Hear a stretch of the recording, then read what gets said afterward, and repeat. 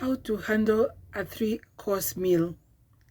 And especially for those who are new to this or who come from the part of the world where this is not part of their culture, for example, to eat with a fork and a knife. We will have a demonstration on how to go through typical, as it were, a 3-course meal, meaning having a starter, a main course, and a dessert. For those who haven't met me before, my name is Anisia Mwaniki, and I'm broadcasting from Nairobi, Kenya. And just to mention from the onset that for those who are within reach, we offer training, practical sessions for families, for groups, for individuals who want to learn a little more on table etiquette. And then I said, this is mainly for those who are new to these things. For those who find themselves faced with situations and things that they're expected to know and yet were not taught, were never taught. And especially were never taught because it's not part of their culture. And yet the world has also become very globalized, and we will obviously find ourselves in those settings where we have to handle probably even a formal luncheon or a formal dinner, and we don't know how to go about it. So in this video, I'm going to have a demonstration on a 3-course meal of a starter, which is a soup here, and then the main course, and then the dessert. So let's get on with it and just let's learn at least the basics so that we can begin from there, and little by little with practice we can grow and improve on different aspects of dining etiquette. Welcome. So the main course, when we talk about the main course, it's usually the one now that contains usually the 3 things: the protein, the carbohydrates, and the vegetables. And then it is served on a dinner plate, which is the largest of the plates and flat. It's the biggest and it is flat. In fact, it is flat because it is ideally supposed to be used with a fork and a knife, not a spoon. Yeah, because otherwise the food is going to be all over the place. So then for the main course, we use the knife and the fork that are closest to the plate. They're usually now the ones that are just next to the plate. There could be others on the outer side for the other courses. Then the main course, the fork and the knife are just next to the dinner plate.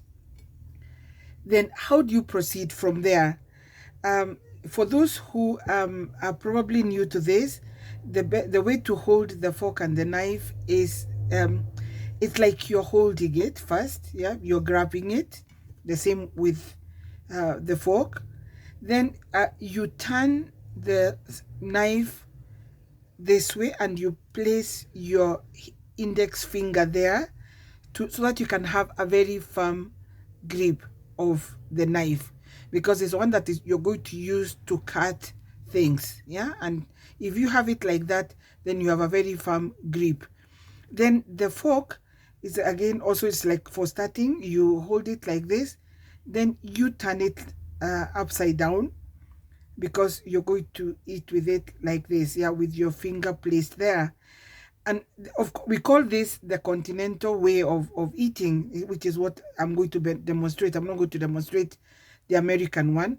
Continental meaning the practice in Europe and in all the Commonwealth, yeah, Britain and the Commonwealth. Basically, all the English-speaking countries will have this way of handling the fork and the knife. And then, so from there, how do you proceed? I know many people have a problem, especially when it is meat that has bone in it. But then the rule is, as long as the meat is held firmly by the fork, you use the knife to cut through, yeah, and to remove the meat from the bone, yeah.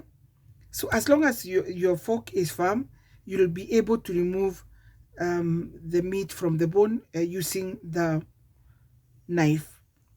Then what you do, okay, once you remove, in case you need to remove, of course, if it's steak and all that, you don't have to remove.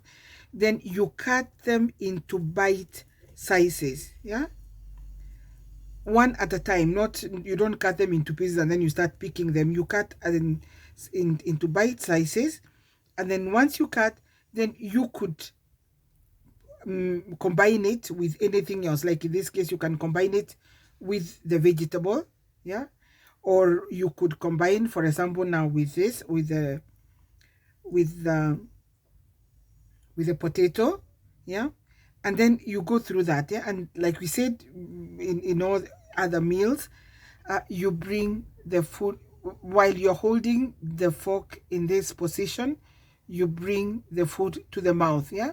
You don't slouch. You may bend slightly, but you don't slouch over the food, yeah, over the plate, yeah. And then make sure that you don't put too much food in your mouth, because ordinarily, if you're having a meal with other people, you're supposed to hold a conversation. So make it comfortable, for yourself and for the others. So you just take bite sizes. And then what happens if you have something that cannot really be poked with the fork, like in this case the rice, yeah? It is allowed that in that case you can turn the fork in this position, then use the knife to bring the rice or whatever it is to the fork, yeah, like that. And then you can eat it, you can bring it to the mouth in this position. And then as I say, you can also combine different things. For example, you can combine all this, and then you add a bit of rice, and then you eat it like that, yeah. Then remember, for holding the fork and the knife, please don't hold your fork in any other direction or position, yeah, like this, or I don't know, like that, no, that is not correct.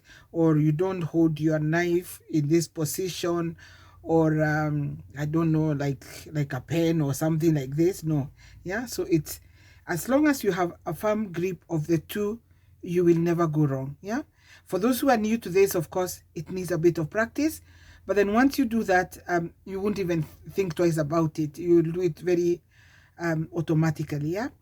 And then once you finish your meal, you just put the fork and knife like that, yeah.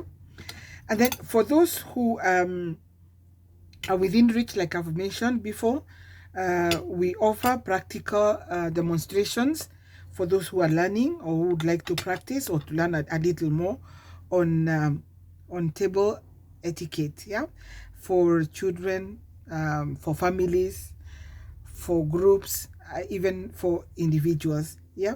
And then with that, it's a question of practice and good luck in it. And like I said, for some people, this is something very new because it's not part of their culture. They are used to eating with their hands, or eating just with a spoon, or who knows, even just with the chopsticks, yeah. And then the rest is a question of practice. All the best. See you in my next video. We will have a